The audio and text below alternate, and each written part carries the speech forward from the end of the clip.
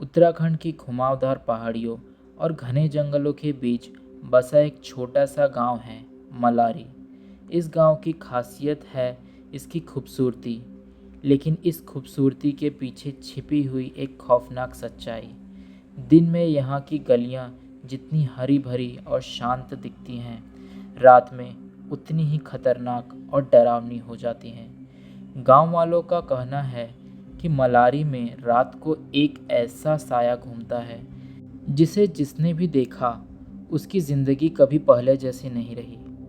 यह कहानी है एक युवक देव की, जिसने उस खौफनाक साये का सामना किया और उस रात का खौफ उसकी रूह में हमेशा के लिए उतर गया। रात के 11 बज रहे थे। देव, जो मलारी का ही निवासी था, अपने दोस्त की शादी से लौटकर वापस अपने घर की ओर आ रहा था। शादी में अच्छा खासा समय बिताने के बाद वह बहुत खुश था, लेकिन उसकी बाइक की हेडलाइट खराब थी और रास्ते में पड़ने वाले घने जंगल के अंधेरे ने उसकी खुशियों पर हल्का सा साया डाल दिया था। हालांकि वह गांव का पुराना रास्ता जानता था, लेकिन फिर भी एक अनजानी सी बेचैनी उसके मन में घर कर रही थी। जैसे ही देव मलारी के करीब पहुंचने वाला था, उसकी बाइक अचानक से झटके से बंद हो गई। चारों ओर सन्नाटा था, इतना गहरा कि हवा के हल्के झोंके भी खौफ का एहसास दिला रहे थे। देव के चेहरे पर चिंता की लकीरें खिंच गई। उसने घबराहट में बाइक को स्टार्ट करने की कोशिश की, लेकिन बाइक जैसे उसे ताना मारने लगी हो। उसने बिल्कुल भी चालू होने का नाम ही नहीं लिया। तभी अचानक उसे अपनी पीठ पर एक ठंडी लहर महसूस हुई। यह ठंडक जैसे उसकी हड्डियों के अंदर तक घुस गई हो। देव ने धीरे धीरे अपने चारों तरफ नज़र दौड़ाई, लेकिन वहाँ कोई नहीं था। उसकी धड़कनें तेज़ हो गई थी और उसका दिल ज़ोर ज़ोर से धड़कने लगा था। तभी अचानक से उस घोर सन्नाटे को चीरते हुए एक धीमी, दर्द भरी सिसकने की आवाज़ उसके कानों में पड़ी। आवाज़ में इतना दर्द था कि देव का खून जैसे जम सा गया। वह सांस रोककर कान लगाए उस आवाज़ की दिशा में देखने लगा। आवाज़ जंगल की ओर से आ रही थी, जहाँ घने पेड़ों के बीच से एक हल्की सी रोशनी झलक रही थी। देव ने उस रोशनी की ओर जाने का फैसला किया। आवाज़ की ओर बढ़ते हुए देव के कदम मानो जैसे भारी होने लग गए थे।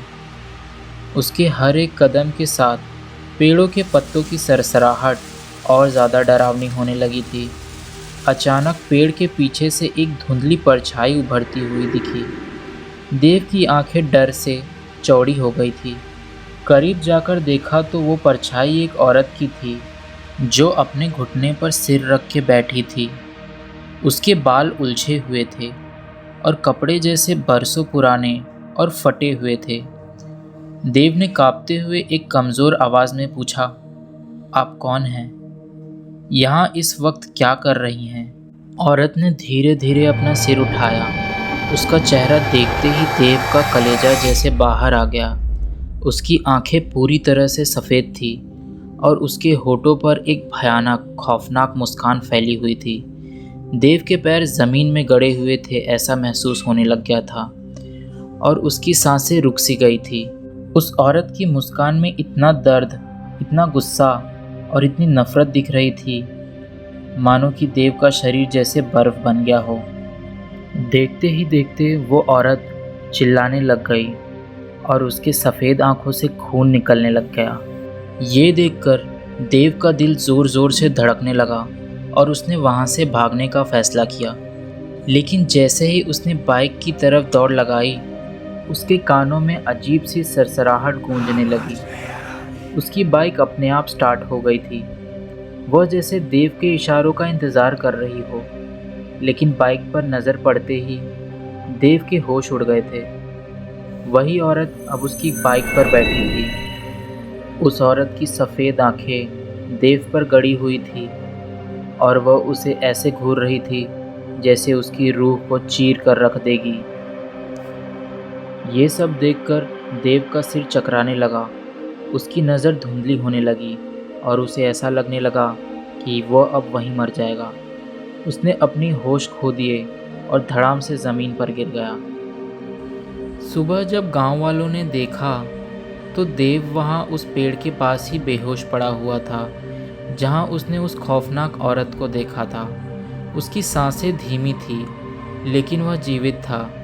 गांव वालों ने उसे होश में लाने की कोशिश की और जब उसे होश आया तो उसकी आंखों में डर और उलझन साफ दिख रही थी। देव ने उस रात की घटना के बारे में सबको बताया, लेकिन उसकी आवाज़ में वही खौफ था जो उसने उस औरत की आंखों में देखा था। गांव वाले समझ गए कि देव ने उसी साय का सामना किया है जो मलारी की रातों में घूमती है। देव की जान बच गई थी, लेकिन उस रात का खौफ देव के दिल में हमेशा के लिए बस गया था। अब वह रात को बाहर निकलने के लिए डरने लगा था और वो गांव वालों को भी बाहर जाने से रोकने लगा था। देव अब कभी पहले जैसा नहीं रहा और वह अब हमेशा इस डर के साथ जीने लगा था कि कहीं वह साया फिर से उसे ढूंढ न ले।